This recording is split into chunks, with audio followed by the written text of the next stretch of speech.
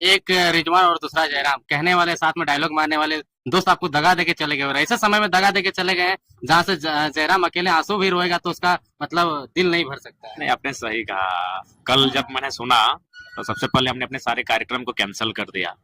और हमें लगता है कि आज मनसा पूजा के बाद हम पहली बार घर गए। अपने सारे साथियों को जो फोर व्हीलर में गए थे, फोर व्हीलर को हम आधे रास्ते से घुमा दिए। हम घर से बाइक मंगाए बुलेट। हम बोले नहीं, आज किसी के साथ हम नहीं जाएंगे, आप लोग अपना घर चले जाइए। और सही बात है, हम बुलेट मंगाए, बुलेट में बैठ के घर गए। कमरे को बंद किए और आंखें गिली थी। इसलिए गिली थी कि सवाल यही है कि आज मैंने अपने शरीर को गला दिया। मैं किस पे विश्वास करूं? आज यही रिजवान दा। हालांकि उनको मैं फिर यही कहूंगा कि मैं उनको दगाबाजी के लिए याद नहीं करूंगा, मैं उनको संघर्ष के लिए याद करूंगा। उन्होंने संघर्ष किया है। आज मुझे भी वो दिन याद आता है कि जब मैं वो तेतुलमारी के अपने मोहलेडी गांव में थे। पहली बार आज से 2.5 साल नहीं, लगभग 2.25-3 साल पहले, उससे भी ज्यादा, 2-3 महीना कम कही कि 3 साल पहले मैंने उनको कॉल किया और उनको मैं अपने मामा घर लेके आया। क्योंकि उस समय हम लोग को मीडिया कवरेज नहीं करती थी। उस समय एक जितेंद्र ब्लॉग थे और रोहित ब्लॉग थे। उसके अलावा कोई ऐसा विषय, राजकुमार मंडल जी थे कभी कभी, और राहुल मोदक जी थे। उसके अलावा बहुत कम ही ऐसे चैनल थे जो हम लोग को दिखाते थे। तो मैंने, मेरा पेज का चैनल वो ठीक ठाक चलता था, अच्छा व्यूअर्स था। कोई भी हम स्टेटमेंट देते थे वो लगभग 1 लाख, 1.5 लाख, 2 लाख तक एक दिन में पहुंच जाता था। तो पहली बार उनको हम मामा घर बुलाए। हम मामा घर में रहते थे। मामा घर का नाम आमडी है। रिजवान भाई को खाटी पे बैठाएं और उसका हम शीर्षक भी दिए थे कि खाटी में बैठकर खाटी मुसलमान को सुनिए 1932 के खतियान पे। वो मेरा पेज था, वो चैनल भी नहीं था। नहीं, उससे पहले तक रिजवान जी को किसी चैनल ने भी कवरेज नहीं किया था। मैंने खुद उनको अपने पेज पे लाए कि रिजवान भाई आप बोलिए। तो फिर उन्होंने बोले और वो वीडियो हमको लगता है एट ए टाइम 80,000 व्यूवर्स ने देखा और समय आते थे शायद लाखों पार हो गया था। तो मैंने उनको स्वयं निमंत्रण दिया था कि इस आंदोलन में आप मेरे साथ चलिए। वो चले, बहुत अच्छा चले। बीच में फिर वो अपना JKMM कुछ बनाए। हाँ, उसके बाद उन्होंने अपने समुदाय को गोलबंद किया और फिर वो हमारे साथ आए। बकायदा हम ही उनको लेकर आए। तो उस समय भी तो कटे हुए नजर आ रहे थे जब JKMM बनाए, उस समय भी आपने मर्ज कर दिया। हाँ, वो उस समय भी। उसके बाद हमने उनको लाया और यही कहा कि लोकसभा के चुनाव में आप हमारे लिए मेहनत कीजिए, विधानसभा का चुनाव आप तो लड़ेंगे ही लड़ेंगे। और बकायदा विधानसभा का चुनाव उन्होंने बगोदर सीट को मैंने उनको प्रीफर किया था, इसलिए चूंकि वो उन्होंने 1 साल तैयारी किया था बगोदर से। जब वो JKMM बनाए थे उस समय वो बगोदर से ही तैयारी कर रहे थे।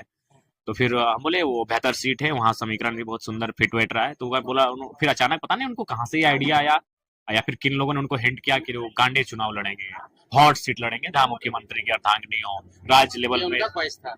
हाँ, उन्होंने ही मुझे कहा था। मैं गांडे के लिए कैसे सोच सकता हूँ? उनका घर बगोदर। हाँ, उनका घर मेरे ही विधानसभा टुंडी है। टुंडी में पड़ता है, लेकिन बहुत हाँ, लोग तैयारी कर बगोदर रहे में तैयारी किए थे, साल भर किए थे तैयारी और अच्छा तैयारी किए थे। हैं। तो मैंने, हाँ, मैं गिरिडीह तक हार्डली गया था क्योंकि गिरिडीह मेरे असेंबली, सॉरी, कॉन्स्टिट्यूशन में आता है।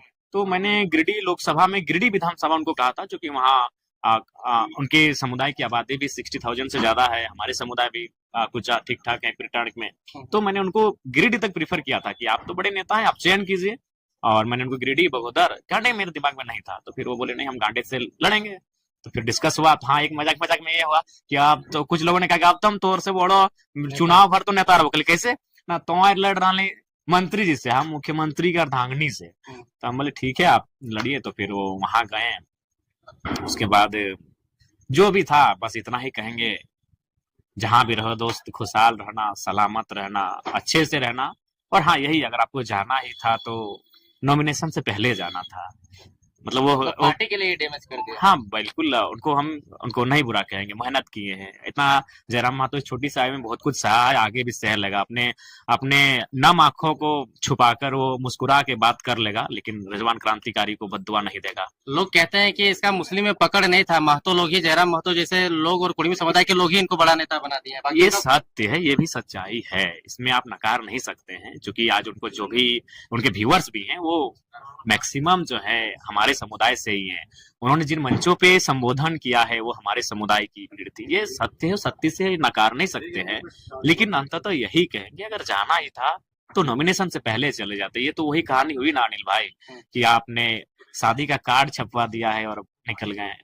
अरे, आपको नहीं मर्जी थी, आप अपनी मर्जी से विवाह करते, लेकिन शादी का कार्ड नहीं छपवाना था। तो वही भाई साहब को यही था कि नॉमिनेशन से पहले जाना था, कम से कम वहां हम अपना प्रत्याशी तो दे सकते थे। सही बात है, लेकिन कहीं ना कहीं आपके लिए भी वो जेल गया जिस दिन लोकसभा का आपका नॉमिनेशन था, उनको उठा करके ले आदर, गया। इसीलिए मैंने कहा कि मैं उनको दगा के लिए याद नहीं करूंगा, मैं रिजवान जी को संघर्ष के लिए याद करूंगा।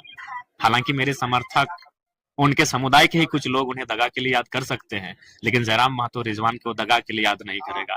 मीडिया मुझे 1000 बार अगर सवाल करेगी तो मैं 1000 बार यही कहूंगा कि मैं रिजवान भाई को संघर्ष के लिए याद करूंगा। बाकी वो जहां रहे खुशहाल रहे, बस यही एक मैंने एक टीस रह गई, एक मलाल रह गया कि जाना ही था, हाथ छोड़ना ही था तो नॉमिनेशन से पहले छोड़ देते। एक बार दगा दे दिया, दूसरा दे दिया तो एक्सेप्ट कर लिया, फिर से अगर आ जाएंगे रिजवान तो क्या कहिएगा? देखिए, अब सोचा जाएगा। हम लोग बहुत भावुक इंसान है, बहुत कोमल हृदय के इंसान हैं, और कभी अगर हम लोग इतने चालसाजी नहीं है। हम लोग हमें वो एक ऐसा केंद्र अध्यक्ष हैं जो आप पूछिए, हमारा मोबाइल का पासवर्ड हमारा एक पंचायत का सदस्य को मालूम है कि हमारे केंद्र अध्यक्ष जी के मोबाइल का पासवर्ड क्या है। बहुत सारे सीटों पे आपके कैंडिडेट जो दिए थे उसका रिजेक्शन लिस्ट जारी हो गया है, उस पर आप लोग क्या करेंगे? वहां पे तो आप कैंडिडेट आप दे नहीं सकते हैं। हाँ, वहां पे हम लोग किसी को समर्थन दे देंगे कि कोई समर्थन से चुनाव लड़ेंगे, उनका जो भी सिंबल होगा उस सिंबल को हम लोग समर्थन दे देंगे। बेरमो में क्या स्थिति है? अगर रिजवान आपके खिलाफ आके बेरमो अगर प्रचार करते हैं, क्योंकि वो मुस्लिम बहुल इलाका है, तब तो फिर आपके लिए बड़ा डैमेज वाला स्थिति है। डैमेज नहीं होगा, डैमेज नहीं होगा, वो स्वागत है। वो डुमरी आए, बेरमो आए आए, कोई दिक्कत नहीं। अगर वो मेरे खिलाफ भी बोलते हैं तो हम उनको, क्योंकि उन्होंने संघर्ष किया है हमारे लिए, बहुत मेहनत किया है, लेकिन होता है पता नहीं उनको शायद फ्यूचर जो होता है वो एक दूरदर्शिता की सोच शायद नहीं देख पाए दूर तक। जयराम महतो को वो काफी कुछ पल के लिए चले गए, और वो जहां गए, हेमंत सोरेन तो अस्थायी नेता थे। आज अगर उनको जरूरत थी तो जयराम महतो की जरूरत थी।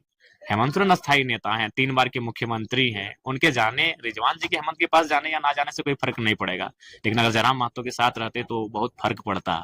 लेकिन खैर, वो दूरदर्शिता की कमी दिखी उनमें और वो चले गए, जहां भी जाए खुशहाल रहे, सलामत रहे।